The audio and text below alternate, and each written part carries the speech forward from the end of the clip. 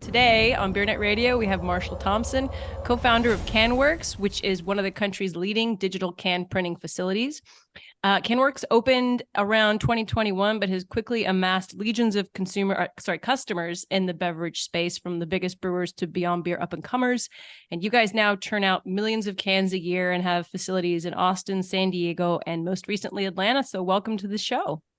Yeah, thanks. Glad to be a part of it. So Yeah. appreciate y'all having me on and happy to chat beer.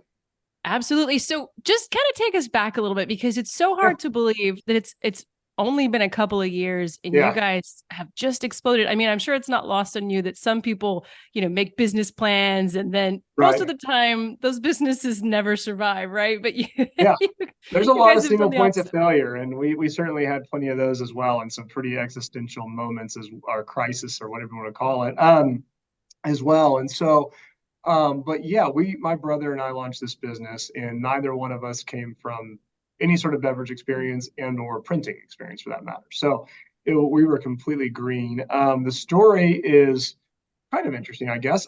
We were both basically corporate guys in different industries. Ryan, my brother, and co-founder, worked in consulting and more recently in tech. I worked in commercial real estate for 10 years. And so certainly no real segue to this space, but outside of managing businesses and sales and things like that, but no real connection there. But I think both of us were at the point where we talked about it a bunch. Someday we want to start our own business, and we had kicked around some ideas, most of them being pretty bad, quite frankly. And honestly, the idea that I had was no different. It was also bad. But so I had an idea for the canned water business, kind of like it was around the time I think that Liquid Death started kind of Yeah. blowing up, and it had an environmental angle to it, and it was definitely more of a kind of like a side hustle thing. It was like, oh, that'd be kind of fun and interesting. Knew nothing about the beverage industry. Started trying to get in touch with co-packers and obviously procure cans. This is, if y'all remember, in 2020, like a peak of the can crisis, right? Yeah. And so no one could get their hands on cans. So I was like, man, what is wrong with this industry? Like, how do you get cans? And so, sure enough, not only could you just not get them, period, but even prior to that, the crunch or the can crisis, um, you still had huge minimums from the major manufacturers, right? So you had to go, if you went to Ball or Crown or Ardog, and rightfully so, they'd have pretty large minimums because they have to create a printing plate and go through that whole process. The only other alternative was a shrink sleeve or the pressure sensitive labels, which are basically the stickers. And so for me, considering my brand had a pretty significant environmental angle to it, shrink sleeves, I learned rendered cans unrecyclable. Obviously, when you're applying a pressure sensitive label, you have tons of backing coming off. And I was like, well, that's not the route that I want to go. So how do you get printed cans? So in a search for printed cans, I came across a brand, very, very like brand new industry, which was digitally printing direct to cans. And initially, it was an article on a company that manufactures a printer that is actually no longer in existence. And I was like, huh, that's actually quite frankly more interesting to me. I'd rather kind of provide the shovel, right? Right. Yeah. And so that versus, and I'm not like a marketing or branding person anyway, so I think it probably worked out for the best. And so I was like, that's much more interesting to me. And I am, and I've always been a craft beer fan. My brother and I, but like we've always exchanged beers, send each other, we lived in different states at the time. We'd always send pictures and like talk about it and all the craft beer drinkers. So I was very familiar with shrink sleeves and or stickers on cans in addition to. So I like knew kind of like, okay, it seems like this is the route that most of these brands or these breweries go. So anyways, fast forward a few months and just kind of went down the rabbit hole. And I just did something that I would encourage any entrepreneur to do. Is I said, this is really interesting to me. I realize there's no one else in the US doing this. So I just picked up the phone and cold called like 30 or 50, maybe 50 breweries. Some I knew kind of through friends of friends, but most were just straight up cold calls. Called the taproom manager. Can I talk to the owner of the brewery? Most of them in Texas, and just said like, if I can do this and provide Yeah. this digitally print directly on the can, would you be a customer? Most of them I'd like explain what the hell I was talking about, but Yeah. but I think it was 49 and 50 were like, yeah, we'd be a customer like day one. So Wow. all right, well I think we're on to. Yeah. Very cool. Very cool. And so just to clarify, you guys are the largest such purveyor of what you do in the United States, right? Because I think there's somebody in Canada that you maybe Correct. Yeah, we're the largest. Okay. Yeah, the ones that, in terms of being headquartered here in the U.S., we are the largest. So we have 3 locations, like you mentioned. Austin is where we started, and that's where I'm based. San Diego, which is actually where my brother Ryan is now based, and our Atlanta facility just opened. And they're very similar. They're wash, rinse, repeat, same printers, same ink, same technology. But freights, and we can get into that. But freight's a big issue with cans. You're shipping empty cans, and so we're just getting closer and closer to each customer. Right. How many cans a year do you guys ship out or freight? Yeah, this year we're, I think this year the minimum that we'd print, which we're perfectly on track for, is about 100 million. And then I think we could potentially cross, depending, slow season is, the fall and getting into the holidays. If that still stays pretty dang busy, we'll do more like 120 million. Yeah, crazy. Yeah, crazy. It's kind of weird when, I saw that. So when people ask me that question, and when you type out that many zeros, it's kind of an interesting. Six zeros? Yeah, exactly. Sure? Right. Exactly. Well, what's interesting, I mean, because I was lucky enough to visit the Austin plant. You were kind of showing me all the different rooms and stuff. Can you walk us through some of the early day MacGyvering and Elon Musking you had to do, right? Like putting this thing together. Yeah, it's definitely been you mentioned it's been a short period of time.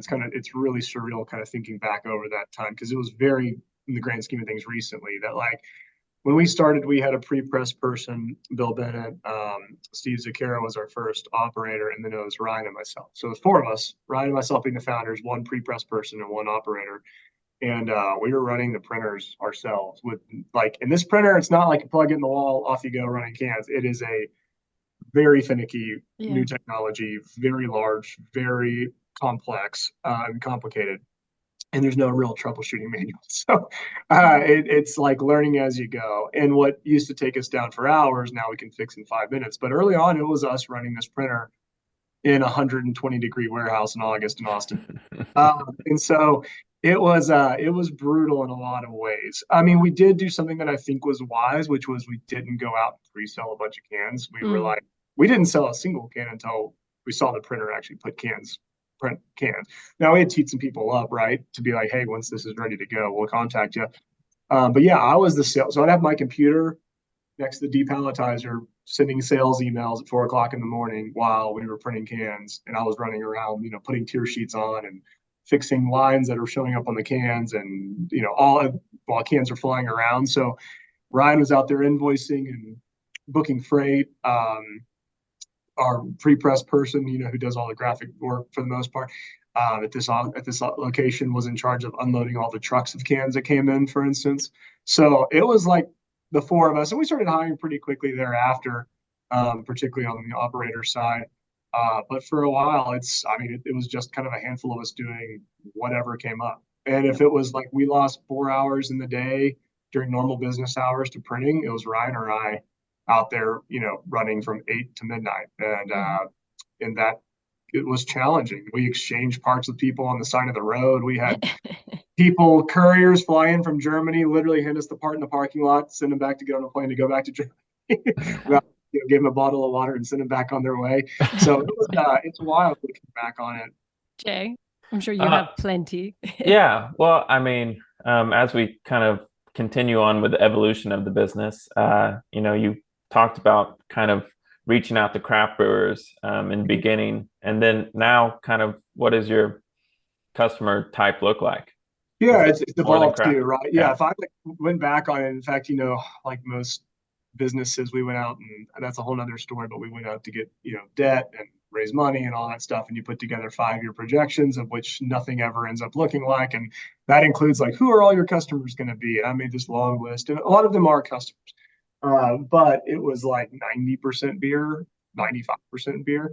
And that's the industry we knew, right? Like, I mean, I go to a convenience store, I know that there's other things on the shelf, obviously, but I just didn't know those folks. And so I didn't just really understand it, quite frankly.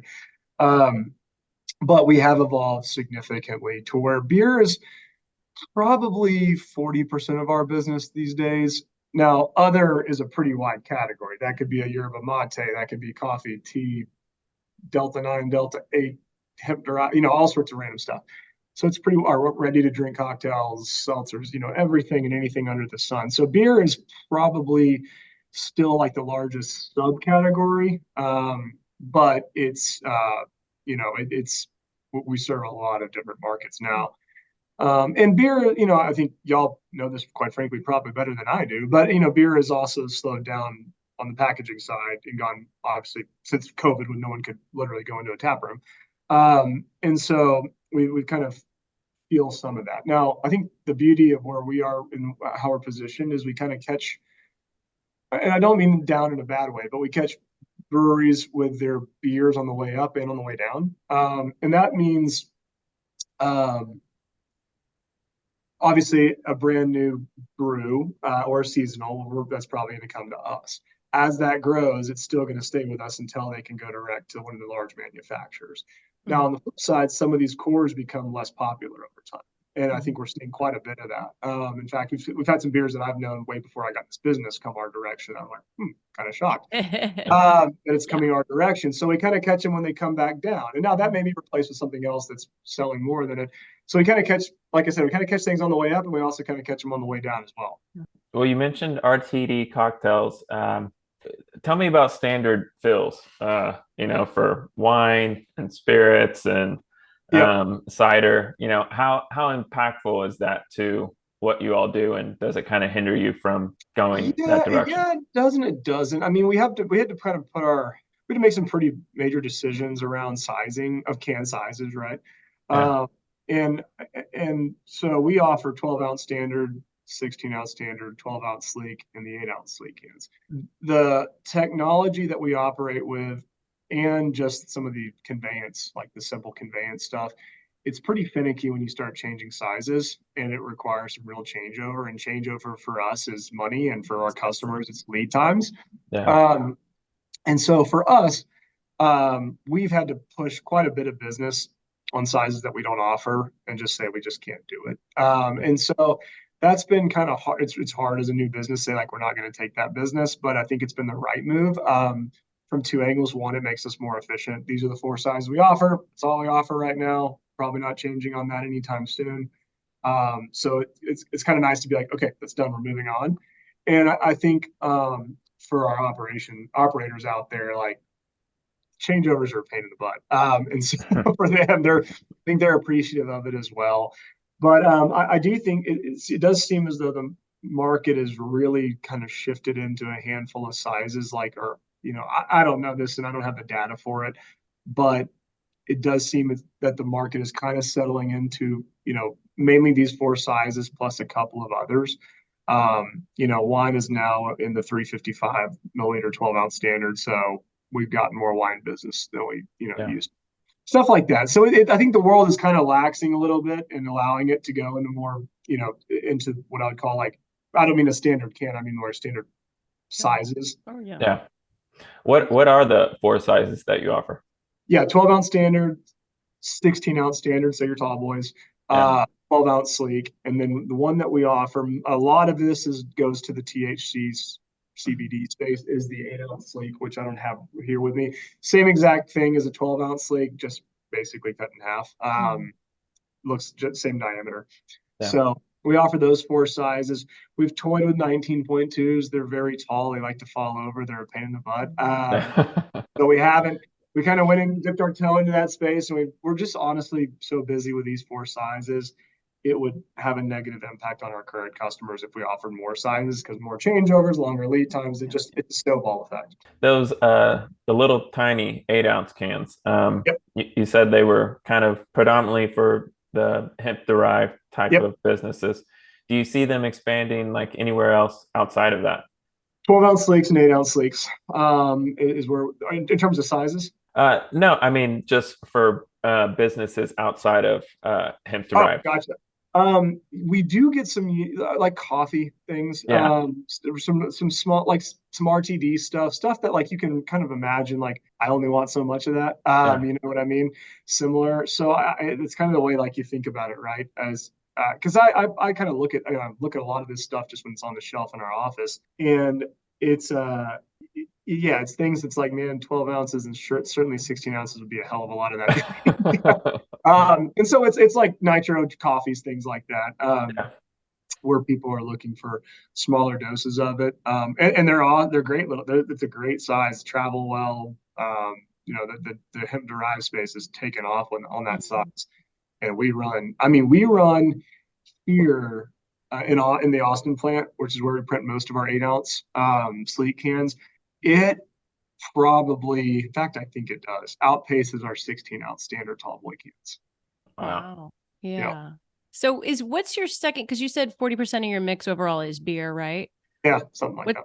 What's the second largest beverage type? Yeah, I mean, I think at this point, in like the everything else category, we're actually about to like run the analysis tomorrow, so for the month, so I could give you more updated. But hemp, like the hemp THC CBD category, which is still a kind of a broad spectrum, but I stick them all in a bucket, is second right now. Wow. Yeah. Yeah, and that's changed from probably 0.0% this time last year, or very Wow. early. Yeah, yeah. I mean, Okay. it's maybe a handful of smaller brands are we're testing the waters with it last year, but it's been for us like hockey stick on Right. that growth. Right. So and some of that is, we do also a lot of like functional beverages that are more like the nootropics and adaptogens and everything else that don't have any like what I would call like significantly mind altering things Right. Right. Yeah. in them. And so that's another big category, what I call like functional and energy drinks as well. So again, I don't have like the most updated numbers, but what I'm seeing outside of beer, is energy drinks. And I was going to touch on this, but like the world is drinking a lot of caffeine these days. These are not lightly caffeinated beverages. These are like Right. 300 milligrams. Or yeah. Yeah. We're drinking a lot of caffeine. You've got energy, functional, what I would call like non-mind altering functional stuff, or lightly mind altering, and then you've got some of the more like the THC type stuff or hemp derived, and that space is growing rapidly. The RTD seltzer world, I don't, it's kind of stayed like probably steady in terms of volume and like the physical amount of cans we're shipping out, but as a percentage of our volume, it's coming down pretty considerably. So, and beer's steady Eddie. I mean, we work with, and this may be a question for later, but we can touch on that more. But we work with breweries large and small, and for the most part, it's been pretty consistent. Yeah. Well, let's go ahead and touch on that because, we've been covering the last few years, the craft slowdown, that sort of thing. And you guys are a good leading indicator, right? Because people are ordering before it hits the market and, then the pull through and stuff. But what are you seeing for craft? Yeah, we certainly, unfortunately, have had some customers, go out of business. That's been real. It hasn't been a huge volume of them, and we do work with customers large and small. I mean, we've never been shy about who our customers are. It's on Instagram and stuff like that. So we work with, we ship cans to Sierra Nevada, and we ship cans to all the local breweries here in Austin and San Diego, and now starting to move more in Atlanta and that area. And it's kind of hard from our angle because, like I said, we kind of catch people on the way up and we kind of catch them on the way down too. And so for us, it's a little bit hard to understand where they're going. But I will say that it's definitely a struggle. And I think that our costs have actually kind of, quite frankly, come down, but the industry as a whole was pretty crowded. I think. I think COVID threw everyone for a major loop because everyone jumped into packaging. Now they're winding that back a bit and trying to figure out, okay, which, what's the next flavor of the month or year or whatever you want to call it. And so I think there was a bit of like what I call like a whiplash effect, right? Everyone went to packaging because they had to, and then now everyone went running back to the tap room, and maybe things are kind of settling in a little bit. Now that doesn't mean everyone's flush with cash, and it's a great position to be in, but I think things seem to be kind of calming down a little bit and everyone's getting a better understanding of what their identity is. Kind of normalizing a little bit. Yeah, I mean, we're definitely the one thing which is not shocking, I don't think, to anyone, particularly on this call or listening, is, and we benefit from this, is whether that's beer or non-beer, it's still the what do you have for me lately type thing, and I equate it to like you pull up the bar stool at the brewery or the bar and you're like, what's new? And I think that's very much the consumer these days. And so the challenge is you've got to roll out all these new brews or flavors or whatever you're doing a lot of times each month or multiple in each month. And that's new packaging, that's new artwork, that's a graphic designer that's charging you for that. That's smaller runs, higher price, that's different ingredients, And so it's like that adds up versus that you're just cranking through a ton of pale ale every month. You know what I mean? Yeah, totally. I'm curious too, where you said you get consumers on the way up and on the way down. Are a lot of the way down consumers like the big brewers who it's some of their older innovation that they're maybe that kind of thing? Some of that. It's also some of like the core SKUs that maybe the brewery is doing just as well, just fine, and so it's not that they're overall doing worse or coming down. It's like that that West Coast IPA is not as popular as the lager, right? And so whereas the hazy 2 years ago was the thing, well, now their hoppy lager's taken off. And so it's like, well, we lost the hoppy lager because they're going direct to the manufacturer for that one. But the hazy is taking a pullback. So they're just going to start ordering that through CanWorks. And so that's right. And we also help them kind of bridge gaps when things do go really well. Oh, wow, this SKU or this brew really took off. We're going to need multiple truckloads of that from a major, from Ball, MCC, Crown, whoever. But we got to get those like now. And so we need to order, multiple truckloads from CanWorks to bridge the gap until we get those. And so it's not necessarily that we're catching like a brewery on their way down, like they're going out of business. It's more just the specific brews that, so I think this gives them that flexibility, right? It's like, cool, we can still keep it on the shelf, but it's not one of our four main cores anymore. It's now a seasonal or rotational. Right. And then what about, do you guys do, this may be a stupid question, but I'm going to ask it anyway. Do you do any like work for domestics, like some of the biggest brewers, some of their core brands? You guys do that too? Not any like the cores that like we do. Yes, they're whether they bought someone a craft or there's a legacy one that's still out there and they're rebranding it, or they've got their wheat beer that's been around forever, but now it's going to be a blueberry wheat beer, right? So we catch some of that stuff.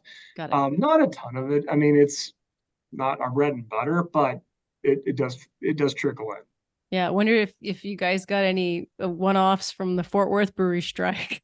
I'm sure not, but maybe we've gotten some handful of just kind of random things that have popped up. It's like, whoa, I don't necessarily want to get in the middle of that, but print some cans, right? Yeah, exactly.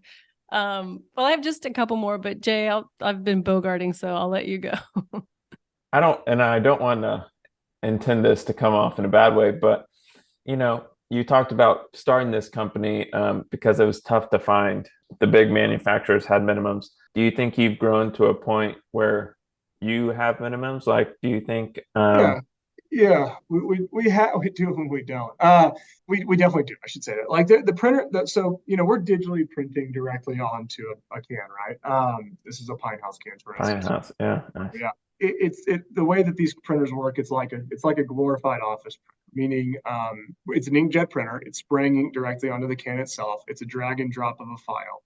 However, as Jen has seen before, it's a large industrial process to an extent, right? There's still conveyance. There's still all sorts of things going on to where we can print 2, 4, 6 cans at a time for sample purposes. But from a production standpoint, it makes no sense. The way that these printers work, you really need to be operating them consistently 24 hours a day, which we do. We run 24 hours a day, mostly 7 days a week. So with that being said, we do have to have some minimums. And another thing to think about is freight too. Like shipping a box of cans, you can't do. They'll just get destroyed. And even what I always say is shipping a pallet of cans less than I'm 5'9". Shipping a pallet of cans shorter than 5'9" mean the likelihood of the freight company like putting a lawnmower on top of it or something and destroying it is pretty high. We're running forth through it. So there are some minimums in place for a couple of reasons. One, to protect the cans, like you need to have enough to ship properly on a pallet. 2 is for our efficiency and lead times to where we're running relatively efficient, so our customers aren't impacted. And then lastly, just to make sure it's kind of worth everyone's time. That's kind of vague and doesn't like. I'm not trying to be rude about it, but there's times and places where it's like this. Maybe you just want to go with a pressure sensitive label here. So our minimums are small. I mean, they're know 5,000 to 7,000 cans depending upon the size. So usually we can work with most breweries outside of some smaller taproom stuff. And even then, we've been known to bend the rules every now.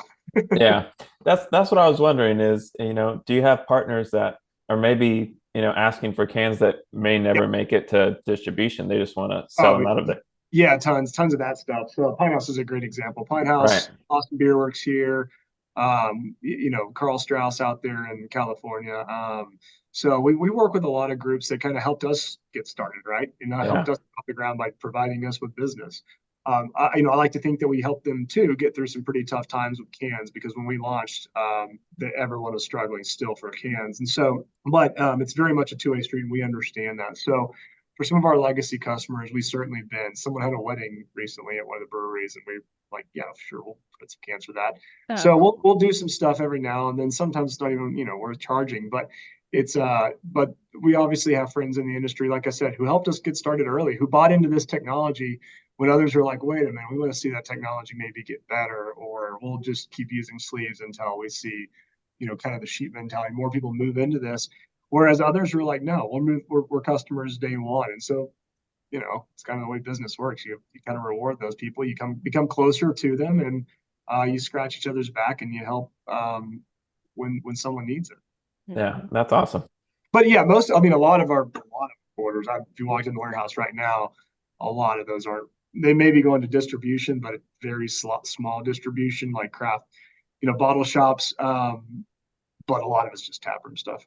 Yeah. What do you guys see? I think, and I'll be frank, I think last month, we printed, I've got the report here, we had probably 600 customers, about 150 ordering each month, plus or minus. And, that's a lot of that is beer, and a lot of that is breweries ordering 5,000, 6,000, 7,000 cans a month. Well, so you guys just opened your Atlanta location like a month or two ago, yeah? Yeah, exactly. Yeah, we did. Crazy. So yeah, so we have a sister, Lauren, who we love dearly, but she's not in this business. And so there is no third brother either. So we opened our first facility without Ryan or myself being there, and our team got to give them huge props and credit.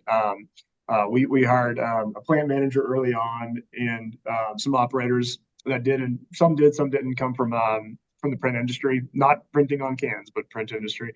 And so we had them travel to Austin and Vista for a handful of months just to train, so that we knew once Atlanta got started, we could start printing cans. So I don't know the exact days, but it's like from the day that they started installation to our first production run was like 10 days or something. Oh, maybe wow. Long. So versus a lot of these printers are, they can take months to get going. We hit the ground running. So we are already running 24 hours a day in Atlanta, and that facility launched last month. So we put the pedal to the metal to see what we could do.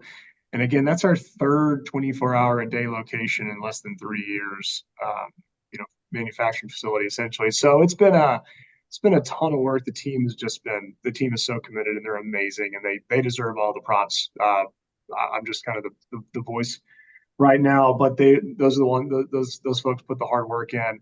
But yeah, Atlanta made a ton of sense for us. And Austin, we're from this area.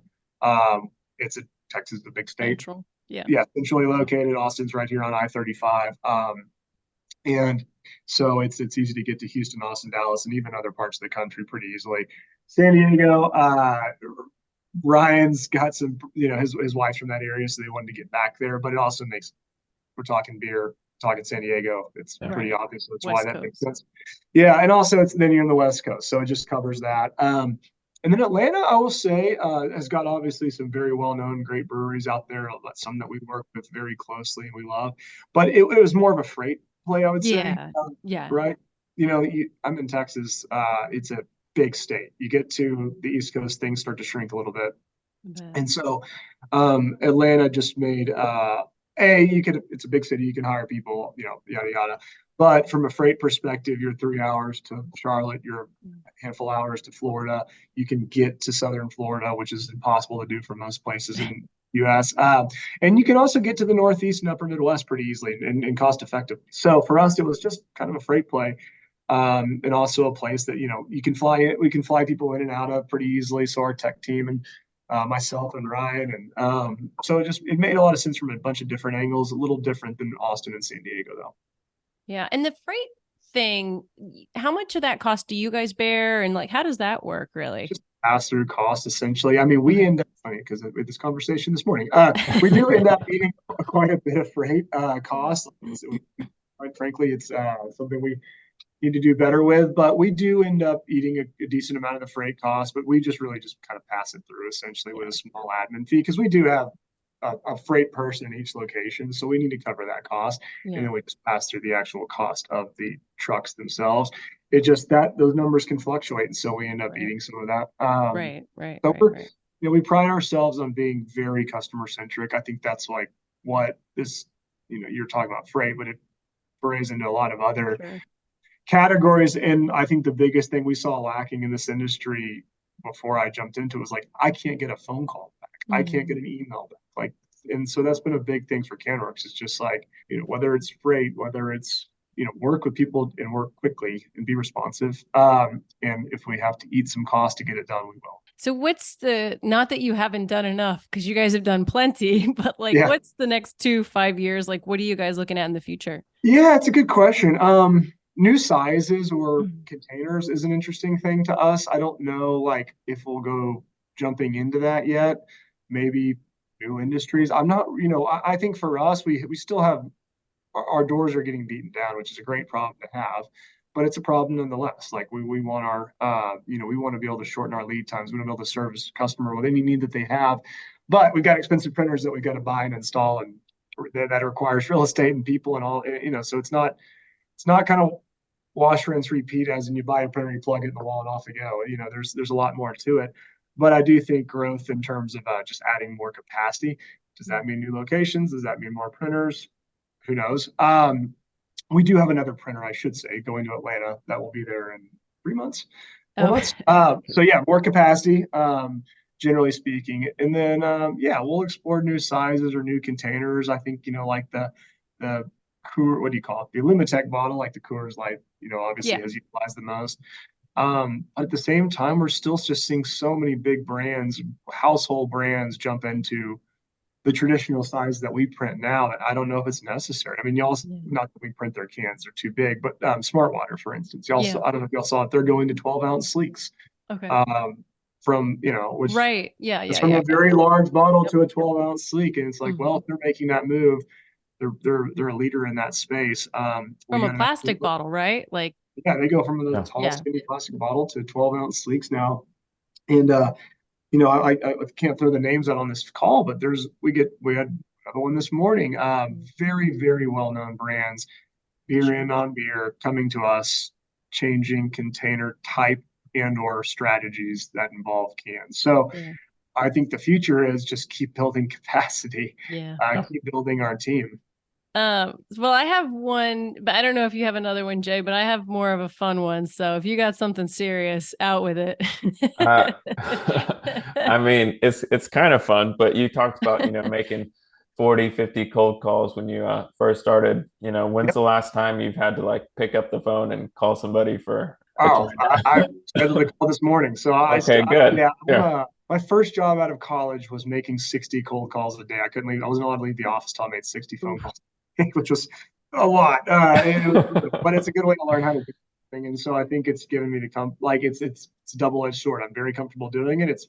Now we have a sales team of 9, between sales reps and account managers, and as well as a national sales manager. But it's really hard for me to see an interesting customer come across the board and not want to connect with them, right? That's just in my blood. It's what I do. And so I'm on the phone with customers all the time, as is my brother Ryan. And so we're very customer centric. Like I said, we've built a sales team of 10 now, that are scattered, throughout the country. Our account managers are in office, our sales reps are out in the field.